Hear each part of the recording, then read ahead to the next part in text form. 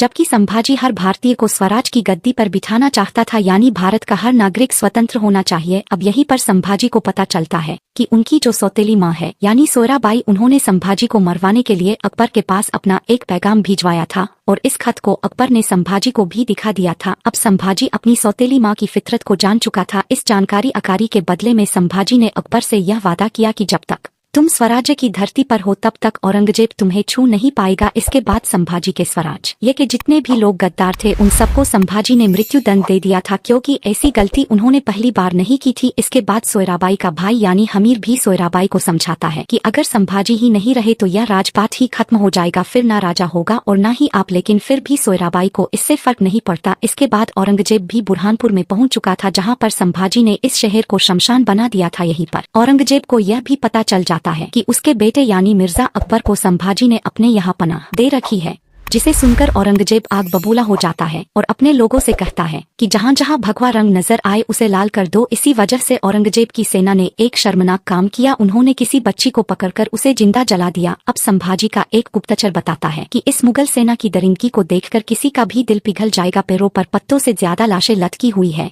बच्चों को भी पानी में डुबा कर मार डाला है। दोस्तों, यह सीन देखकर आपका भी दिल दहल जाएगा। यहाँ औरंगजेब ने लाखों लोगों को जिंदा जलवा दिया था और न जाने कितनी ही औरतों के साथ बलात्कार हुए। यह सब सुनकर संभाजी कहाँ चुप बैठने वाले थे, वो भी औरंगजेब को मारने के लिए योजना बनाने लगे। यहाँ संभाजी के लोगों ने तय कर लिया था कि उन्हें मारना कैसे है। यहाँ हैरानी की बात यह थी कि संभाजी जी की सेना में कुल 25,000 ही सैनिक थे, जबकि औरंगजेब की सेना में करीब 5 लाख सैनिक थे। अब युद्ध में जाने से पहले संभाजी अपनी सौतेली माँ के पैर छूता है और उनसे कहता है कि आपके सभी सपने पूरे हो। अब संभाजी के लोगों ने जंगल में योजना बनाकर औरंगजेब के काफी लोगों को जान से मार दिया था और जहाँ जहाँ औरंगजेब की सेना जा रही थी वहाँ वहाँ संभाजी के लोग उन्हें मौत के घाट उतार देते थे। इसके बाद सोयराबाई यानी संभाजी की सौतेली माँ का भी देहांत हो जाता है, लेकिन संभाजी ने युद्ध करना बंद नहीं किया था और इस तरह धीरे धीरे संभाजी ने औरंगजेब की सेना को आधा कर दिया। इतना सब होने के बाद औरंगजेब की रातों की नींद भी हराम हो गई, क्योंकि वह हर तरह से मात खा रहा था। और अब औरंगजेब को यह पता चल गया था संभाजी ने मिर्जा अकबर को कहां पर छिपा रखा है, इसीलिए इन्होंने अकबर पर हमला कर दिया था, लेकिन किसी तरह से वो बच जाता है। और इसी वजह से अब अकबर संभाजी के यहाँ से जाना चाहता है, क्योंकि उसे लग रहा था कि ज्यादा दिनों तक संभाजी उसकी रक्षा नहीं कर पाएगा। संभाजी के लिए एक बुरी खबर यह थी कि उनका सबसे वफादार और शक्तिशाली सैनिक यानी हमीर अब नहीं रहा, और इसे सुनने के बाद तो मानो संभाजी बिल्कुल टूट ही गए हो। और दूसरी ओर संभाजी को पकड़वाने के लिए औरंगजेब के पास कोई आया था, लेकिन यह कौन था अभी इसके बारे में नहीं बताया जाता है। संभाजी तो पहले से ही हमीर को खो चुके थे और अब उन्हें गुप्तचर से पता चलता है कि संभाजी के आसपास के राज्य के लोग औरंगजेब से मिलकर उनके खिलाफ षड्यंत्र कर रहे हैं। इसलिए अब संभाजी फिर अपने लोगों में औरंगजेब से बदला लेने के लिए उनमें जोश और उमंग को भर देता है। इसके बाद संभाजी के लोगों को पता चलता है कि मुगल की सेना अंबा घाट से होते हुए संगमेश्वर यानी जहां पर संभाजी है वहां जा रही है। लेकिन इस मुगल सेना को कैसे पता कि संगमेश्वर जाने के लिए अंबा घाट का रास्ता सबसे छोटा है? तो इस बारे में सोचने पर यह लोग भी समझ जाते हैं कि कोई तो है